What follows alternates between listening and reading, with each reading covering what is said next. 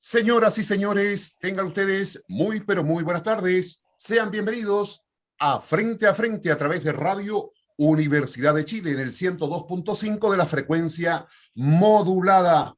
Hoy estaremos conversando con un destacado periodista. Es justamente el presidente del Colegio de Periodistas, Danilo Ahumada, quien fue elegido por un 75% de votos nacionales el año 2020 y ejerce hasta la fecha su mandato.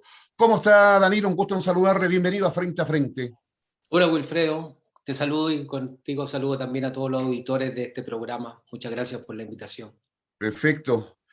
Hoy vamos a tener como título principal La verdad desnuda, y se refiere justamente a la libertad de prensa en Chile. Y ustedes, como Colegio de Periodistas, evidentemente tienen mucho que aportar al respecto. Antes de iniciar nuestra conversación, Danilo, permíteme saludar de inmediato a Camila Araya, quien está a cargo de las redes sociales de Frente a Frente con mucho éxito. La gente está participando semana a semana con cada uno de nuestros invitados y también con las preguntas que se realizan. Camila, ¿cómo estás? Bienvenida a Frente a Frente. Hola Wilfredo, gracias. Hola Danilo, un gusto tenerlo en el programa también. Y también quisiera invitarlo a todas y todos a que sigan nuestra página en Facebook Frente a Frente TV, en Instagram Frente a Frente Radio y en frenteafrente.cl para que revisen este capítulo y los anteriores. Recuerden participar en la pregunta del día, más que nada comentar el tema de hoy día, que es libertad de prensa en Chile en los medios de comunicación nacional e internacional. Recuerde participar en Frente a Frente TV en Facebook, Frente a Frente Radio en Instagram y revisar los capítulos en frenteafrente.cl para que comente libertad de prensa en los medios de comunicación nacional e internacional, para que nos vayan presentando su postura y también comentando la opinión de don Danilo Ahumada. Perfecto. Comienzan entonces ya la apertura de las redes sociales para que participen nuestros auditores a partir de este momento, en este día sábado 17 de julio. Frente a Frente, hoy estamos junto a Danilo Ahumada. Danilo, comenzamos nuestra conversación. ¿En qué medios te estás desenvolviendo en estos momentos, Danilo? Bueno, yo soy profesor de periodismo en la Universidad de Playa Ancha y trabajo en el canal de televisión universitaria de la Universidad, Lupla TV. Tenemos un canal de televisión hace ya harto años y trabajamos más básicamente en la línea más de documental, reportaje en profundidad, ponemos en perspectiva los territorios de nuestra región, así que esa es mi área y estoy pronto, espero luego, terminar una película que estamos desarrollando sobre la historia del movimiento obrero, una ficción. Me tocó dirigir esa película y esperamos pronto ya estrenar, así que estamos en varios frentes, de alguna manera trabajando, aportando obviamente al proceso de comunicación en Chile. ¿Cuánto tiempo ejerciendo ya el periodismo, Danilo?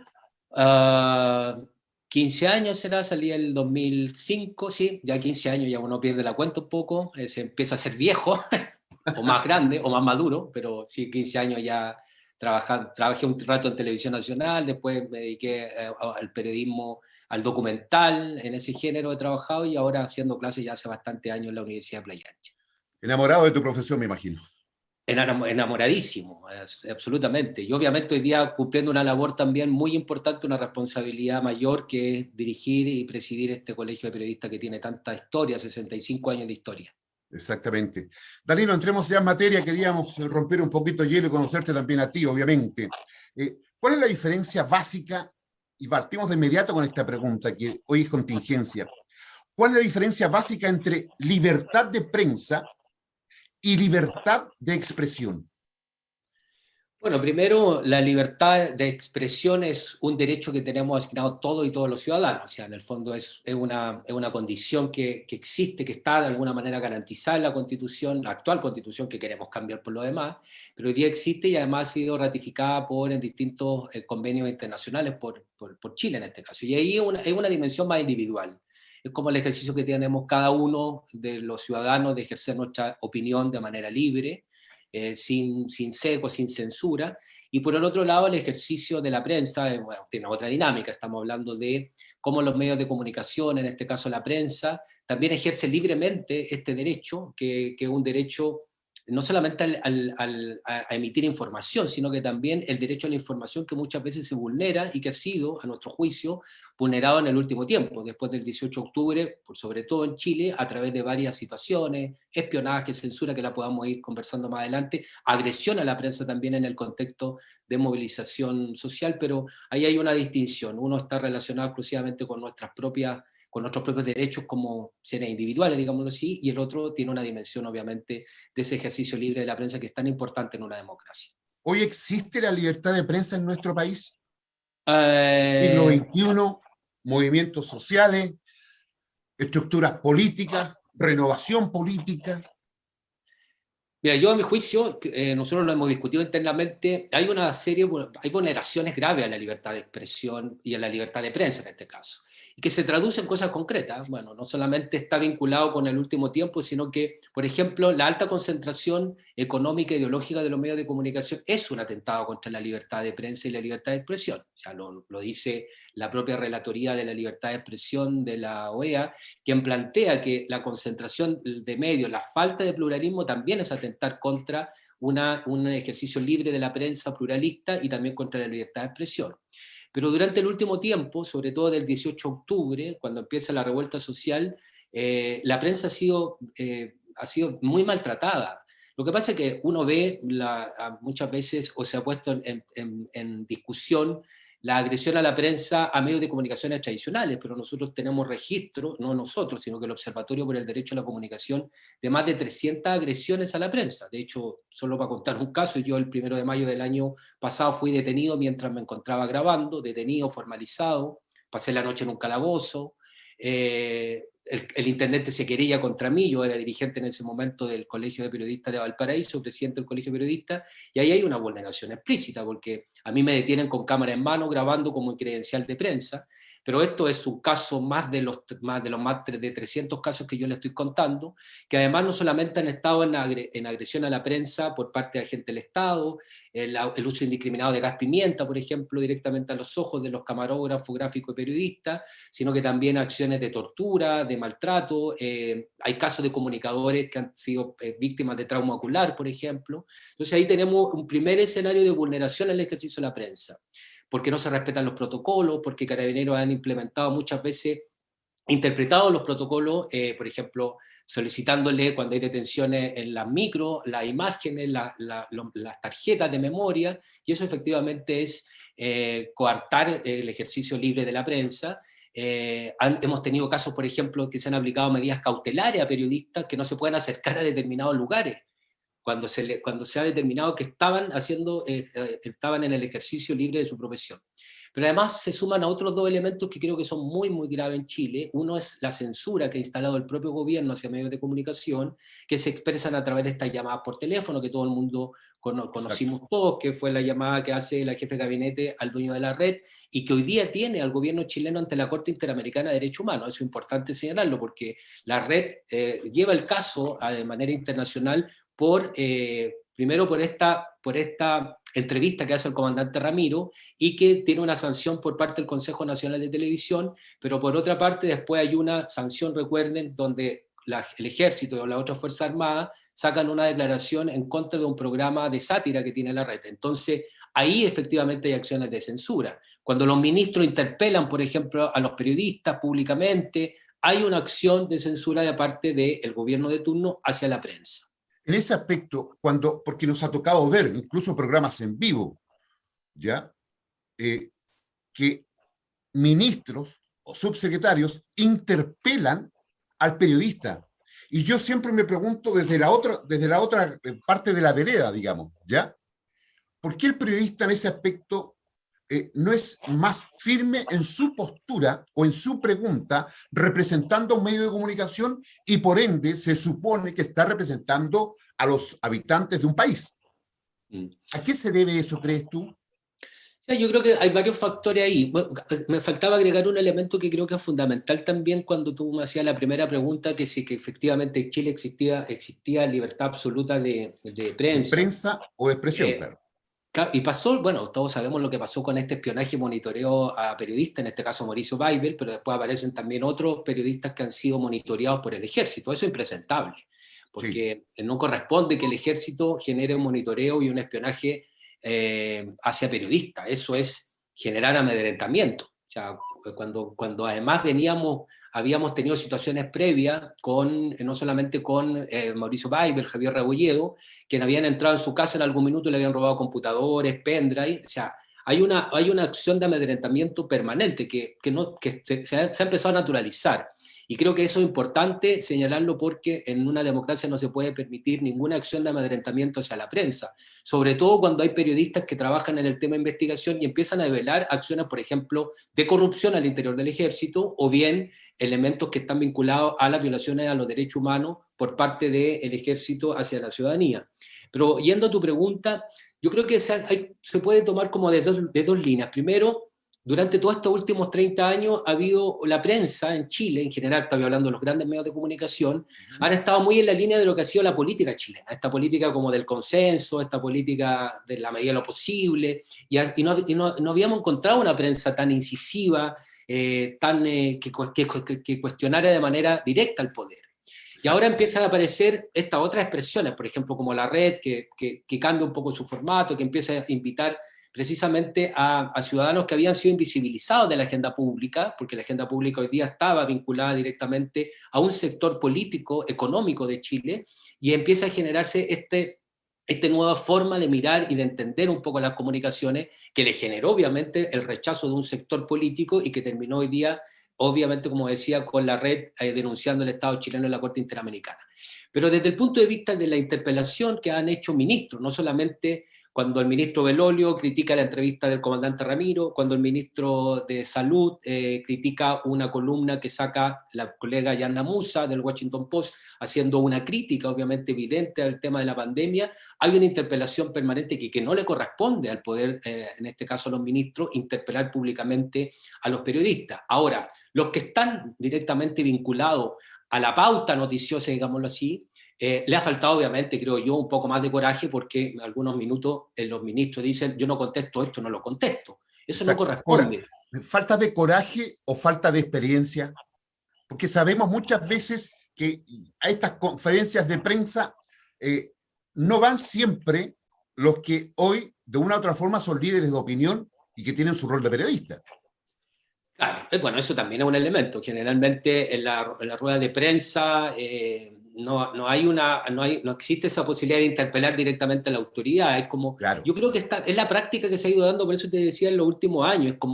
Hay como una prensa que siempre está vinculada a la moneda, y hay ciertos grados de fraternidad entre el mundo político y la prensa. Entonces eso va construyendo ciertos elementos como de no exponer tanto a la autoridad en este caso. Entonces, creo que se generan varios elementos. Autocensura, de repente como mejor no preguntamos algo tan complejo, porque se ve poca interpelación de los periodistas en este contexto hacia la autoridad, cuando la autoridad tiene muchas cosas que responder.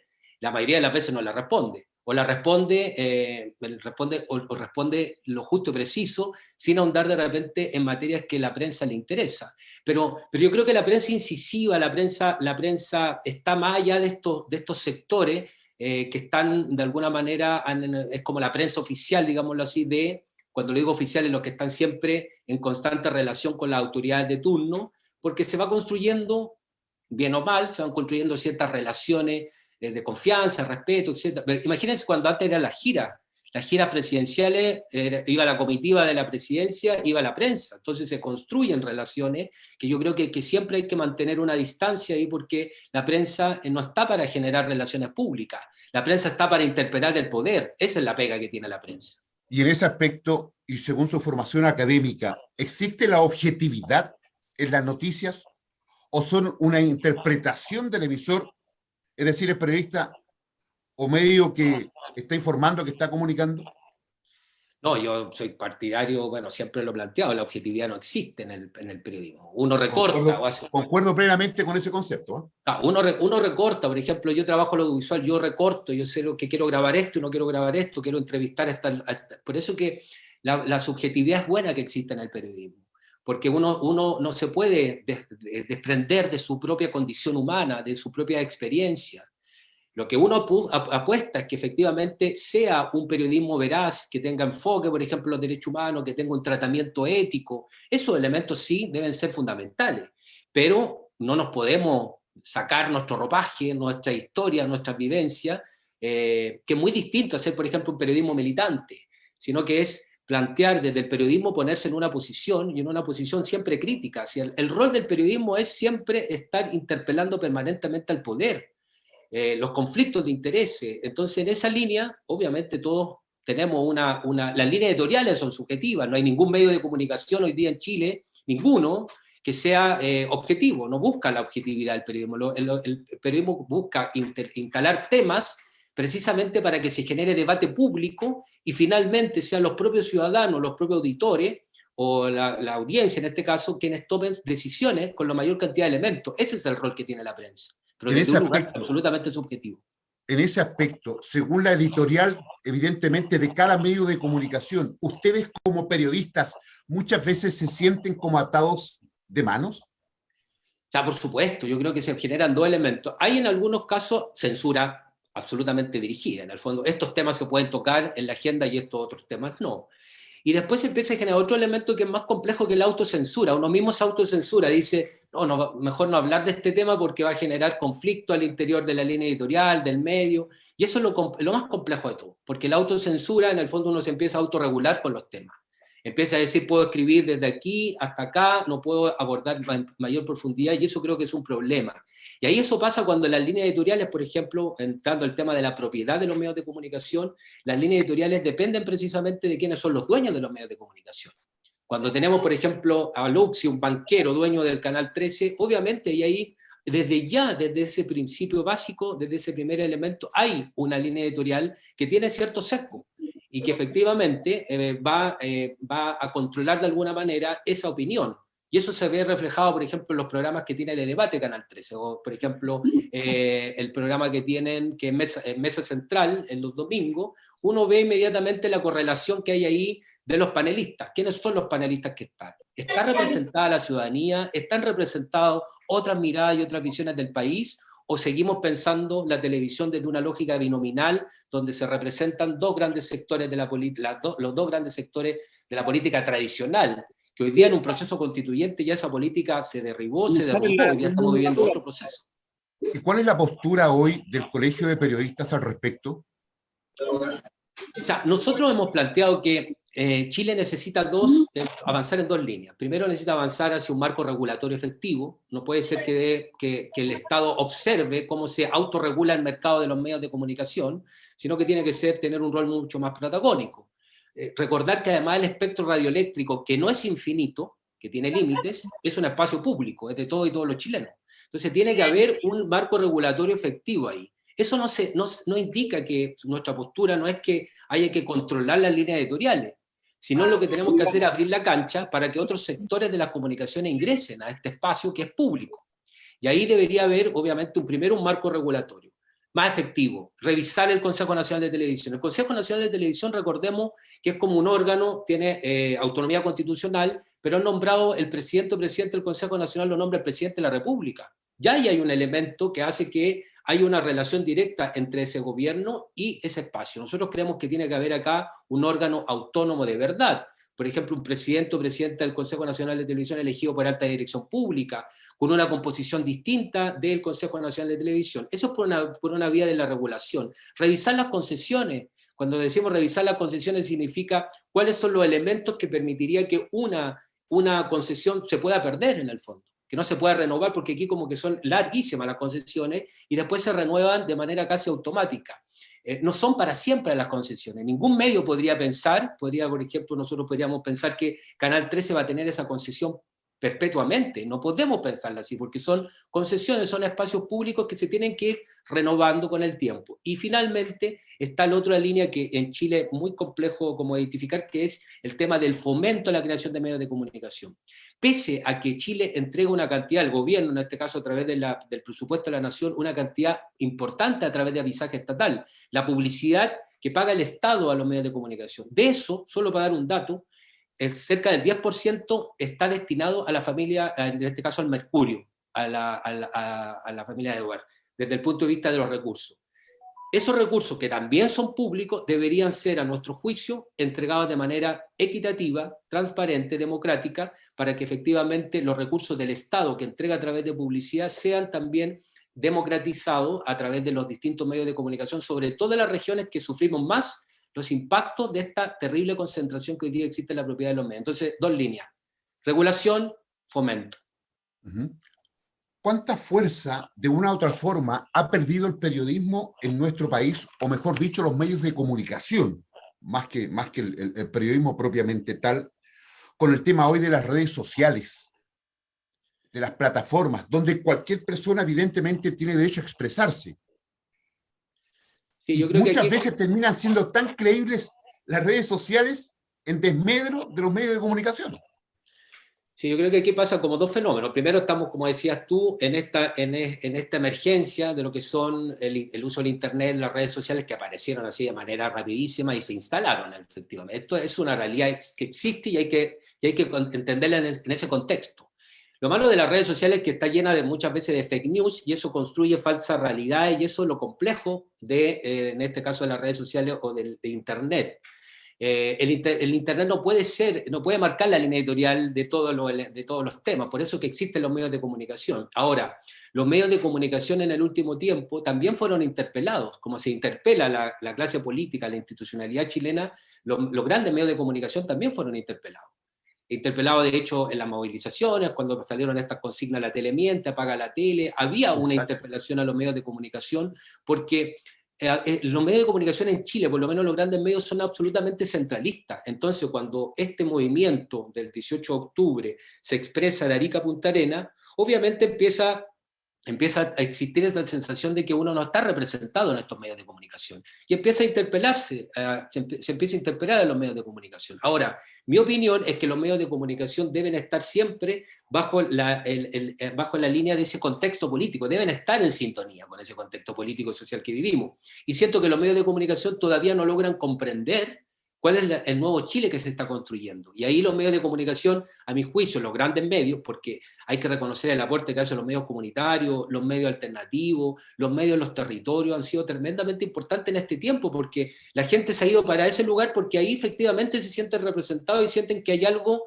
que los representa, y no los grandes medios de comunicación, que muchas veces invisibilizan las demandas, invisibilizan los sentimientos y las necesidades que tiene en este caso el pueblo chileno. Entonces, ahí hay un problema de que no existe esa sintonía entre lo que son los medios de comunicación que cumplen un rol social con lo que se está expresando en los distintos territorios.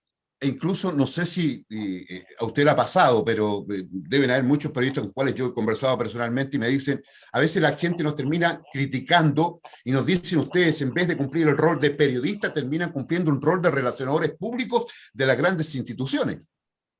Claro, y pasa eso, y muchas veces, por lo menos en la televisión, lo vimos en los debates, los periodistas pasan a ser protagonistas de la noticia, y eso es un error. Efectivamente. Y ahí la gente también se empieza a distanciar, en el fondo, cuando empieza a ver, desde el punto de vista, esta agresividad que tienen algunos periodistas de interpelar, de preguntar, de convertirse en el centro de la noticia, más que generar el puente para que la ciudadanía pueda recibir información. Entonces se empieza a generar un rechazo. Los tratamientos informativos también es otro elemento importante, porque, por ejemplo, sobre todo en el caso de la infancia, de los niños y niñas adolescentes, ¿cómo se tratan en los medios de comunicación? Ahí hay un problema también, hay un tema ético. Con el caso de Tomás, por ejemplo, que fue evidente cómo se filtraron informes sumamente delicados y que ahí hay un tema ético.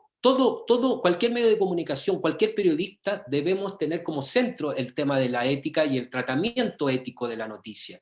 Y por eso que, por ejemplo, en el caso nuestro, estamos articulando un trabajo con la Defensoría de la Niñez, precisamente para que nuestros colegas entiendan cómo desarrollar una noticia cuando se trata de un niño y adolescente, porque además tenemos una televisión que es altamente discriminatoria. En algunos casos hay protección de niños y niñas adolescentes cuando se trata, por ejemplo, de sectores de clase alta, por ejemplo, pero se vulneran los derechos cuando se trata, por ejemplo, de poblaciones más vulnerables. Y eso no puede ser. Los medios de comunicación tienen que tener un estándar ético que permita defender, en este caso, los niños y niñas adolescentes, cualquiera sea su condición socioeconómica. ¿Hay algún grado de influencia política dentro de lo que es el rol del Colegio de Periodistas de Chile en los medios de comunicación o en la forma de expresar y dar a conocer la noticia? O sea, bueno, el Colegio de Periodistas hoy día tiene como dos ejes de trabajo. Primero, estamos hoy día focalizados en lo que es el proceso constituyente. Estamos trabajando con constituyentes ya hace bastante tiempo. Cuando eran candidato y candidata, hicimos un gran bloque por el derecho a la comunicación. Y ahí lo que hicimos fue comprometer a un grupo de constituyentes por el derecho a la comunicación, entendiendo el derecho a la comunicación como un derecho humano tan relevante como es la salud, la educación, y en esa línea estamos incidiendo políticamente, porque creemos que la Constitución tiene que consagrar el derecho a la comunicación como un gran paraguas, como que proteja a otros, libertad de expresión, ejercicio de la prensa, derecho a la información, que a veces se nos olvida que la ciudadanía tiene derecho a recibir información variada, pluralista, diversa, obviamente veraz, con todos los elementos desde el punto de vista ético.